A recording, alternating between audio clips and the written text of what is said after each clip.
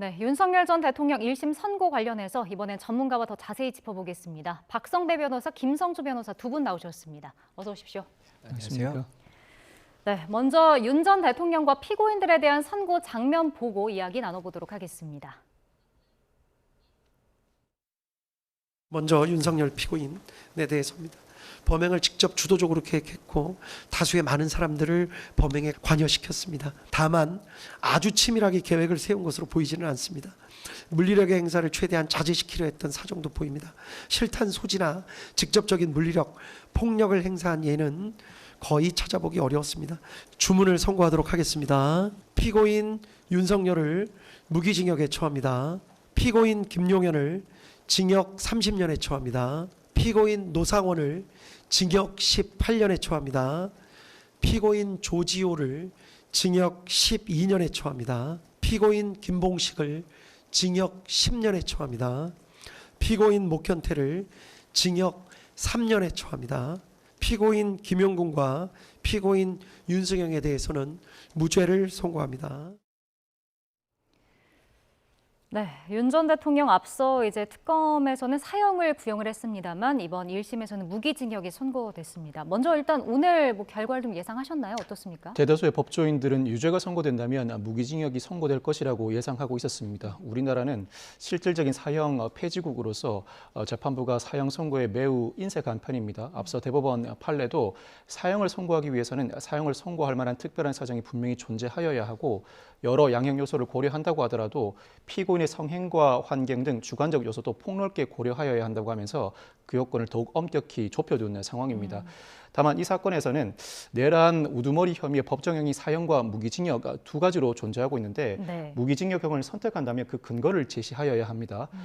피고인 윤 전 대통령의 경우에는 딱히 법률상 감경 사유가 존재하지 않고 이 사건 공판 말미에서까지 반성하는 태도를 보이지 않아 감형 사유로 어떠한 근거를 제시할지 귀추가 주목되었는데 네. 이 사건 재판부는 이 사건 비상계엄이 아주 치밀하게 사전에 계획되지는 않았고 물리력 행사를 자제하였다는 점을 주요 감형 이유로 삼았습니다. 사실 이 부분은 항소심에서 뒤집힐 가능성도 점쳐집니다.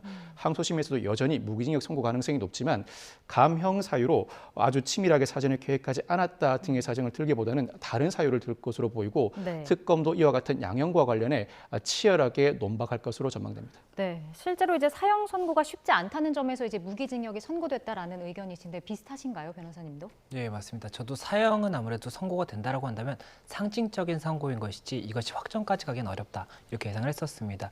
이 대한민국이 지금 현재 사실상 사형 폐지국가라고 보는 것이 실제 사형 집행 자체가 굉장히 오랫동안 이루어지지 않았습니다. 네. 그렇다 보니 지금 현재 확정 판결로 사형이 선고된 경우도 굉장히 오래됐다라고 볼 수가 있기 때문에 1심이라든지 이 하급심에서 사형이 선고된다고 하더라도 결국에는 대법원에서는 무기징역으로 선고가 결국에는 정리될 가능성이 높기 때문에 그런 것을 감안했을 때 1심에서 만약에 사형이 선고가 된다라고 했을 때는 이 상징적인 부분인 것이지 이 부분이 이 확정 판결까지 사형으로 이제 확정될 것이다 이렇게 재판부가 기대한다고 보기엔 어렵지 않을까 이렇게 봤던 것이고 네. 지금 현재 이 형법 87조 1호가 결국엔 이 내란죄에 관한 이 우두머리죄에 대한 형량을 정하고 있는 것인데 여기서 사형, 무기징역, 무기금고 이 세 가지만 규정을 하고 있습니다. 그래서 만약에 감경이 된다라고 한다면 이보다 더 감경이 될 수도 있겠지만 지금 이게 만약 인정이 된다라고 했을 때는 감경 사유가 그렇게 크게 있다고 볼 수는 없을 것 같다는 생각을 했었거든요. 그렇다 보니 아무래도 현실적으로는 무기징역이 가장 가능성이 높지 않을까 이렇게 예상을 했던 상황이었습니다. 네.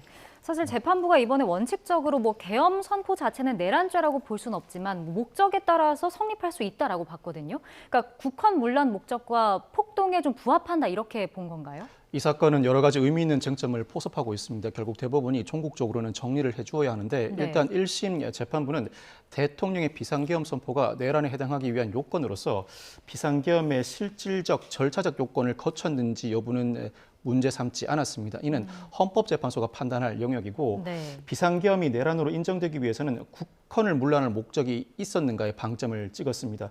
여기서 일컫는 국헌을 문란할 목적은 헌법 기관의 권능 행사를 불가능하게 하는 것, 즉 헌법은 국회, 행정부, 사법부의 본질적 기능을 보장하고 있는데 비상계엄 선포로도 침해할 수 없는 국회 등의 권한을 본질적으로 침해한다면 이는 곧 국헌 문란의 목적이 인정되고 국헌 문란의 목적이 인정된다면 비상계엄 선포를 하더라도 내란죄가 인정된다고 보았습니다. 네. 국헌을 문란할 목적이 인정되는 이상 비상계엄을 선포해 국회에 진입하였고 국회 봉쇄와 선관위 장악 시도는 결국 그 자체로 국민과 국가기관의 일정한 권한 행사를 제약하므로 한 지방의 평온을 해야 하는 국헌 문란 목적의 폭동도 인정된다는 취지로 판시하면서 이 사건은 국헌을 문란하는 목적의 폭동, 내란죄가 인정된다고 판시하였습니다. 네, 그러니까 지금 국헌 문란 목적으로 결국 헌법기관 기능이 마비됐다라는 걸 인정을 하게 된 건데 재판부가 이번 사건 핵심이 군을 국회로 보낸 것이다라고 강조하기도 했거든요. 이게 같은 맥락에 있는 거죠? 예, 맞습니다. 같은 맥락으로 볼 수가 있습니다. 결국에는 이 내란죄가 성립하기 위해서는 형법 87조의 규정을 봐야 됩니다. 이 형법 87조를 보면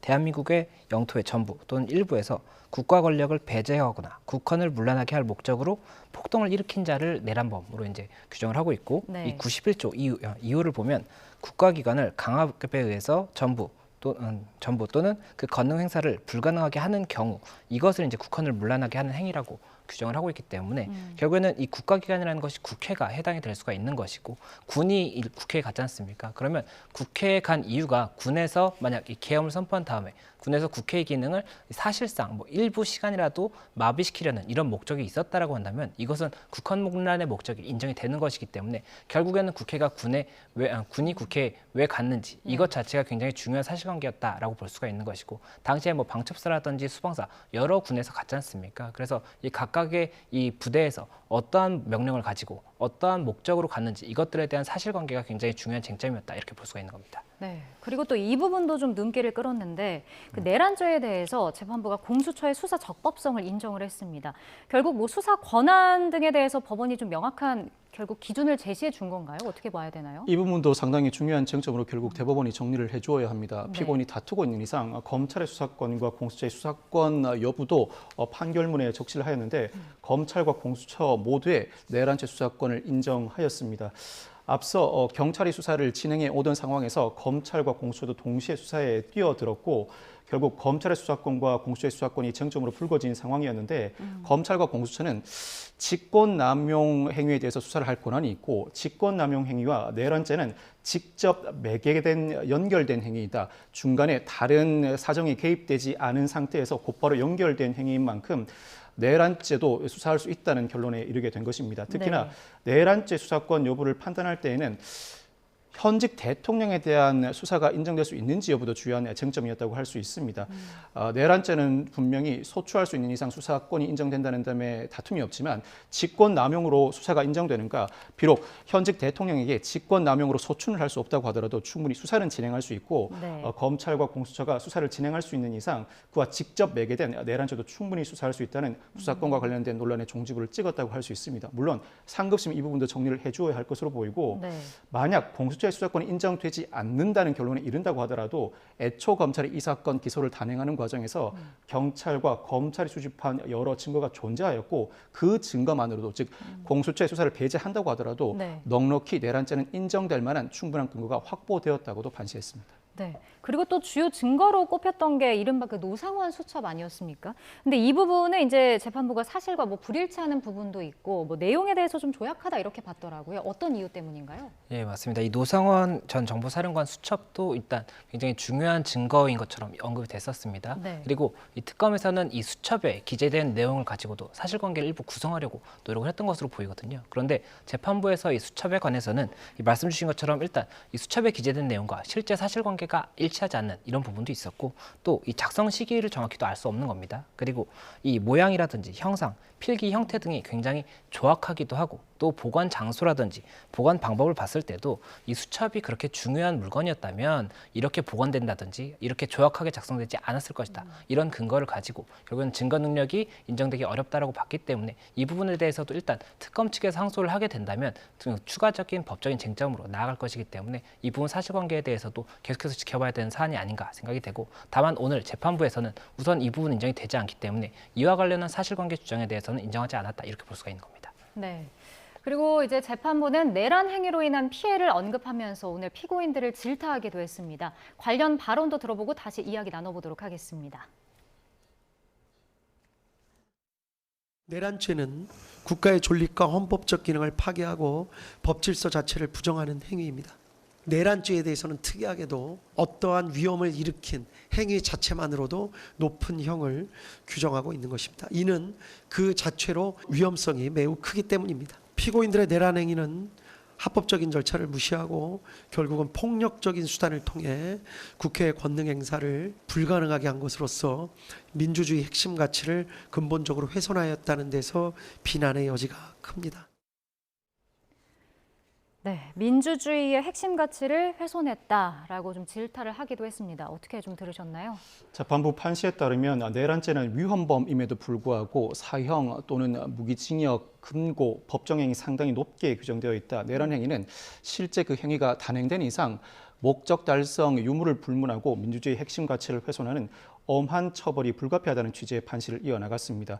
무엇보다도 군과 경찰의 정치적 중립성을 손상시켰고 대한민국의 국제적 위상을 훼손시키는 등 상정할 수 없는 막대한 손해가 발생했다고 질타하였는데 네. 이 부분 설시는 내란 행위가 인정되는 이상 엄한 처벌이 불가피하다는 취지임과 동시에 실무자들의 내란죄 공범 성립 여부와도 연관되어 있는 부분입니다. 내란죄는 다수인의 결합 형태로 폭동을 일으키는 범죄인 이상 일부 개별 폭동 행위에 가담한다고 하더라도 내란죄 전체에 대해서 기수 책임을 져야 하는데 네. 다만 공범의 경우에는 단순히 폭동에 가담하였다는 수준을 넘어서서 국헌문란의 목적까지 인식하는 집합범의 고유 형태를 모두 갖추어야 책임을 물을 수 있다는 판시까지 함으로써 역시 이 사건 주요한 쟁점으로서 상급자의 명령에 따른 실무자의 책임을 어디까지 인정할지 여부도 대법원에서 모두 정리를 해주어야 할 것으로 전망됩니다. 네, 재판부가 이제 윤 전 대통령의 범행을 뭐 직접 또 주도적으로 계획을 했고 많은 사람을 범행에 관여시켰다고 이제 지적하기도 했거든요. 양형 관련해서도 한번 설명을 해주시죠. 예, 일단 양형과 관련해서는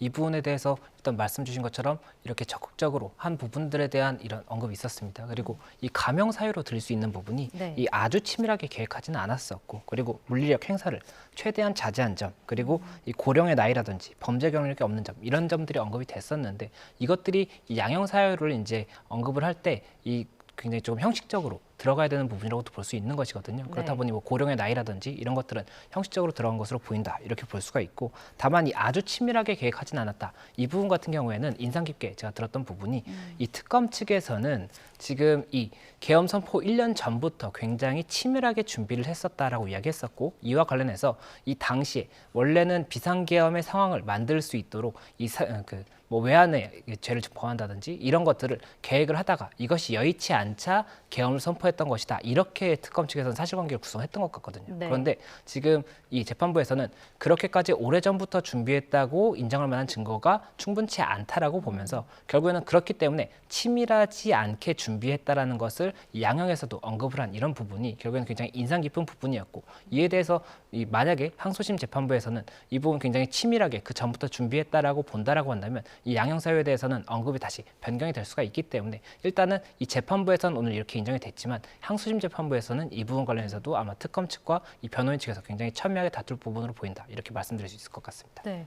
근데 지금 이제 얘기해 주신 것 중에 물리력 행사를 최대한 자제하려고 했다라는 점이 이제 양형 참작 사유에 포함이 됐다고 하셨는데, 근데 이제 이전에 총을 쏴서라도 안에 있는 그 국회의원 끌어내라, 문을 부수고 들어가라, 이런 증언이 나오기도 했었잖아요. 근데 이렇게 좀 달라질 수 있는 건가요? 형사재판은 다른 어떤 유형의 재판보다 엄격한 증거 법칙을 거쳐서 증거 능력이 인정되는 증거만 유죄의 증거로 사용할 수 있습니다. 그에 네. 따른 상당히 엄격한 정제 과정 끝에 나오는 형사재판 판결로 보여지는데, 일단 윤 전 대통령과 김용현 전 국방부 장관의 모의에 따라 내란 혐의가 인정된 상황입니다. 구체적으로 특전사는 국회 내부 사람들을 밖으로 끌어내리는 임무를 맡게 되었고, 수방사는 국회 경내에 진입 임무를, 나아가서 방첩사는 14명의 체포 명단을 전달받고 체포 임무를 부여받았다는 사실관계도 모두 확정했습니다. 그럼에도 불구하고 아주 오래전부터 계획을 치밀하게 구상하지는 않았었고 물리력 행사를 자제하였다는 언뜻 듣기에는 다소 상반된 양형 사유를 제시하기도 했습니다. 이 사유는 특검에서도 항소를 통해서 적극적으로 다툴 것으로 전망되는데, 윤 전 대통령 측 입장에서도 네. 특전사, 수방사, 방첩사의 행위를 윤 전 대통령의 지시 또는 모의의 결과가 아니라는 취지로 항소할 가능성이 상당히 높아 보이고, 만약 특검이 항소한 항소심에서 사형이 선고된다면 향후 사형이 선고될 시에 윤 전 대통령은 가석방을 받을 수 없는 큰 불이익에 봉착하게 됩니다. 네. 물론 사면 가능성은 충분히 존재하지만 만약 정치권에서 내란범 사면을 제한하는 사면법 개정이 이루어진다면 이때는 가석방 자체를 노릴 수밖에 없고 무기징역을 유지해야 하는 것이 당면 과제로 불거질 수밖에 없습니다. 윤 전 대통령 측도 결국 항소를 통해서 이 사건 전반적인 사실관계와 양형 사유를 다투어야 할 것으로 보이는데, 사실관계와 관련해서는 특전사 등 군 관련자들이 윤 전 전 대통령의 의사와 무관하게 특히 네. 선관위 장악은 부정선거 조사를 위한 목적이었는데 무엇보다 이날 재판부가 김용원 전 국방부 장관의 독자적인 계획이었다고 판시한 만큼 윤 전 대통령과 관련성이 더욱 멀어진다는 취지의 주장을 강화할 가능성이 상당히 높아 보입니다. 나아가서 내란죄가 인정된다고 하더라도 사전에 치밀하게 계획하지 않았고 다소 우발적인 범행이라는 취지로 주장하면서 네. 무죄를 주장함과 동시에 양형사유를 대폭 낮춤으로써 무기징역을 선고한다고 하더라도 무기징역을 감형할 경우에는 징역 10년에서 50년 이하의 징역을 선고할 수 있습니다. 네. 유기징역을 끌어내기 위한 시도도 동시에 이루어질 것으로 전망됩니다. 네, 일단은 윤 전 대통령 측에서 항소할 것이다라고 좀 전망을 해주셨는데 오늘 이 결과에 대해서 윤 전 대통령 측은 이제 정해진 결론을 위한 요식행위다라고 주장하기도 하면서 이제 항소에 대해서 회의감이 든다라고 이야기했거든요. 어떻게 좀 들으셨나요? 예, 아무래도 항소에 대해서 당연히 검토할 수밖에 없을 겁니다. 그리고 네. 이 판결 선고일부터 7일 내에 이 항소 여부를 결정을 해야 되기 때문에 이제 곧 어떠한 입장이 나올 것으로 보이는데 이 아무래도 한낱 쇼에 불과한 요식행위다 이런 언급이 있었다는 것 자체가 결국에는 지금 윤 전 대통령 측에서 주장했던 이 법률적인 부분이라든지 이 사실관계에 대한 부분 거의 다 받아들여지지 않았다라고 볼 수가 있습니다. 네. 이 인정됐다라고 볼 수 있는 것이 1년 전부터 준비했다라는 이 특검 측의 주장이 받아들여지지 않은 이 정도 외에는 나머지 부분들에 대해서는 윤 전 대통령 측에서는 뭐 군이 국회에 갔던 이유에 대해서라든지 경찰이 국회에 갔던 이유 그리고 또 뭐 체포조 이런 부분들에 대해서 결국에는 재판부가 인정한 것과 반대되는 사실관계를 굉장히 많이 언급을 했었거든요. 그렇다 보니 결국 이런 부분들에 대해서 이 재판부의 이 판단에 대해서 인정하기 어렵다라는 입장을 표명한 것이 아닌가 이렇게 생각이 됩니다. 네. 그 윤 전 대통령에게 내란 우두머리죄가 성립된 것과 함께 이제 다른 피고인들에게도 내란 중요임무 종사죄가 성립이 된다고 봤습니다. 어떤 이유에서는지 좀 설명해 주시죠. 국헌 문란 목적의 인식을 공유하였다는 전자에서 다른 피고인들 대다수에게도 내란죄 공범 성립을 인정하였습니다. 네. 김용현 전 국방부 장관의 경우에는 이 사건 비상계엄을 사전에 윤 전 대통령과 모의하고 실행 행위에도 깊숙이 관여하였다는 취지로 유죄 판결을 선고하였고 조지호 전 경찰청장과 김봉식 전 서울경찰청장의 경우 비상계엄 선포 직전에 윤 전 대통령으로부터 국회 봉사와 관련된 지시를 전달받고 실제로 국회 출입 통제 조치에 나아갔다고 판시했습니다. 노상원 전 정보사령관의 경우에는 다소 특이하게 독자적으로 김용현 전 장관과 더불어 비상계엄을 사전에 모의하였고 특히 노 전 사령관의 경우 일정 시간 비상계엄이 지속될 것이라는 전제하에 여러 논란을 일으켰을 뿐만 아니라 비상계엄이 해제된 이후에는 대책을 김용현 전 장관과 상의하는 등 비상계엄 선포와 실행 과정에 깊숙이 관여하였다는 취지로 내란죄 유죄 판결을 선고하였습니다. 네. 다만 일부 피고인들의 경우에는 무죄 판결이 선고되기도 하였는데 김용군 전 대령의 경우에는 노 전 사령관의 계획 합류 권유에도 불구하고 거절을 하였고 이후 유의미한 행동도 확인되지 않는다는 이유로 비상계엄에 가담하지 않았다는 것 자체로 무죄 판결이 선고되었습니다. 특히 네.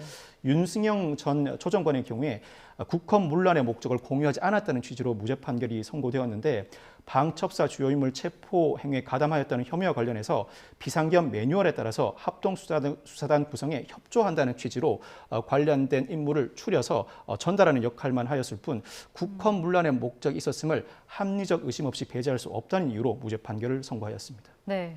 근데 앞서 이제 한덕수 전 총리에게는 1심에서 징역 23년이 선고가 됐었는데 이제 오늘 김용현 전 장관에게는 징역 30년이 좀 선고가 됐습니다. 비교를 해보면 어떨까요? 예, 비교를 해봤을 때는 결국에는 재판부마다 생각이 굉장히 다를 수 있다는 걸 보여주는 그런 예시가 아닌가 생각이 됐습니다. 그리고 결국에는 김용현 전 장관이 이 사건에 관해서 다른 재판부에 갔으면 더 뭐 중하게 나온다든지 더 경하게 나올 수 있는 그런 부분도 있다라고 볼 수가 있는 그런 부분이고 결국 김용현 전 장관이 지금 현재 이 재판부에서 본 부분은 윤 전 대통령과 이 내란 혐의에 대해서 가장 밀접하게 어떠한 임무를 수행했던 중요한 사람이었다라고 볼 수가 있기 때문에 징역 30년을 선고를 했는데 네. 지금 한덕수 전 총리 같은 경우에는 그 부분 방조라든지 이 아무래도 이 관여의 정도가 김용현 전 장관에 비하면 굉장히 적다라고 볼 수 있는 그런 부분들이 있기 때문에 그렇다라고 한다면 이 부분에 대해서는 결국에는 항소심에서 어느 정도 이 형량에 대해서 조금 종합적으로 정리가 될 가능성이 높지 않을까 이렇게도 볼 수 있는 그런 부분이다라고 볼 수가 있고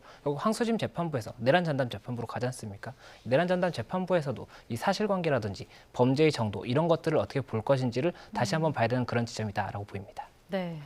그리고 이제 앞으로도 관심 중에 하나가 이제 앞서 전두환 씨 이후 30년 만에 오늘 이게 재판이 이루어진 건데 특별 사면을 받았었잖아요. 이제 윤 전 대통령 같은 경우도 이후에 이제 사면을 받을 수 있을지에 대한 관심이 좀 커지고 있거든요. 어떻게 전망을 하시나요? 윤 전 대통령과 변호인단의 그동안 행보에 비춰보면 네. 무죄 판결이 선고되지 않는다면 영형은 의미가 없다고 보고 있는 것 같습니다. 어떠한 양형이 선고된다고 하더라도 그 자체는 큰 관심을 가지지 않고 결국 네. 양형 문제는 정치적 지형 변화에 따라 충분히 해결할 수 있는 문제라고 판단하는 것 같습니다.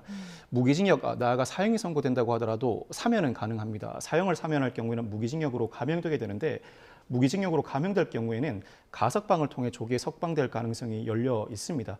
다만 현재 정치권에서 내란범으로 유죄 판결을 선고받은 인물의 경우에는 사면을 할 수 없는 사면법 개정안에 대한 논의가 이어지고 있고 실제로 이와 같은 사면법 개정이 이루어진다면 윤 전 대통령의 경우에는 유죄 판결이 그대로 확정될 가능성이 상당히 높아서 네. 사면 대상에서 제외될 가능성도 점쳐지고 있습니다. 이 경우 윤 전 대통령은 또 다른 전략을 수립하여야 하는데 이와 같은 위험성이 현실화된다면 항소심 나아가서 상고심에서 일부 유죄 판결이 선고된다고 하더라도 양형을 대폭 끌어내려서 적어도 네. 유죄 나아가서 유기징역형을 목표로 여러모로 양형 전략을 수정해야 할 가능성도 점쳐지고 있습니다. 가석방과 사면을 염두에 두고 있는 지금까지 행보를 대폭 수정해야 할 상황이 올 수도 있다는 취지입니다. 네. 이제 2심부터는 내란 전담 재판부가 이제 그쪽에서 심리가 진행이 될 텐데 어떨까요? 오늘 결과와 다른 판단이 나올까요? 예, 아무래도 재판부가 다르기 때문에 다른 판단이 나올 가능성도 배제할 수는 없습니다. 그리고 오늘 판단을 보면 결국엔 사실관계에 관해서 판단을 하는 것이 있고 이 해당 사실관계가 이 법리상 어떻게 포섭이 되는지를 판단을 하게 됩니다. 그래서 이 과정에서 뭐 유무죄라든지 이런 것들이 판단이 되게 되는 것이고요. 그리고 그 다음에 양형에 대해서 판단을 하는 이런 과정이기 때문에 결국에는 재판부에서 이 세 가지 부분들에 대해서 당연히 1심 재판부와 동일하게도 판단할 수 있겠지만 이 재판부가 다른 만큼 달리 판단할 수도 있는 그런 여지도 있어서 우선은 어떻게 진행되는지를 조금 더 봐야 되는 것이 아닌가 생각이 되고 그리고 네. 그 기존에는 재판부가 굉장히 여러 곳에서 뭐 국무위원들이라든지 선고가 있었습니다. 그런데 이런 부분들도 내란 전담재판부에서 아무래도 사건이 조금 더 비슷한 시기에 진행이 되면서 조금은 더 형량이라든지 이런 것들도 통일될 가능성이 높지 않을까 이렇게 보고 있습니다. 네. 그리고 이제 민주당에서는 오늘 이제 선고 이후에 뭐 2차 종합특검을 통해서 노상원 수첩 진실을 밝혀내겠다 이렇게 밝히기도 했습니다. 이 부분에 대해서는 어떻게 저희가 좀 예상해 볼 수 있을까요? 노상원 수첩과 관련해서는 항소심이 다른 판단을 할 여지도 있습니다. 일단 1심 재판부는 그 신빙성을 상당히 낮게 보았습니다. 노상원 수첩이 인정될 경우에는 비상계엄의 모의 시점을 다시 한번 설정할 수 있습니다. 네. 2024년이 아니라 그로부터 훨씬 더 앞선 2023년부터 사실상 집권 초반부터 비상계엄을 사전에 모의하였다는 논리 구성이 가능해집니다. 뿐만 아니라 노상원 수첩에는 체포조 운영과 관련해 상당히 상세한 내역이 담겨져 있습니다. 이와 같은 사정은 1심 재판부의 판시 내역을 들여다보면 극단적으로는 이 국정이 제대로 수행되지 않은 데 대한 답답함을 토로하다 감사원장에 대한 탄핵 의결까지 이루어지자 네. 다소 우발적으로 비상계엄을 선포하였다는 결론에 이르렀는데 노상원 수첩의 신빙성이 인정된다면 그와 같은 사정이 전제되지 않은 채로 상당히 오래전부터 비상계엄을 모의하였고 체포조 운영과 관련해 군사령관들과 사전에 치밀하게 계획했다는 사실관계가 확립될 수 있습니다. 이와 같은 사실관계라면 양형에도 근본적인 변화가 일어날 수 있고 무기징역 선고뿐만 아니라 사실상 사형 선고가 상당히 엄격한 요건을 갖추어야 함에도 불구하고 항소심이 사형 선고를 내릴 가능성도 배제하지 못합니다. 네, 알겠습니다. 오늘 두 분 말씀은 여기까지 듣겠습니다. 지금까지 박성배 변호사, 김성수 변호사 두 분과 함께했습니다. 오늘 말씀 고맙습니다. 감사합니다.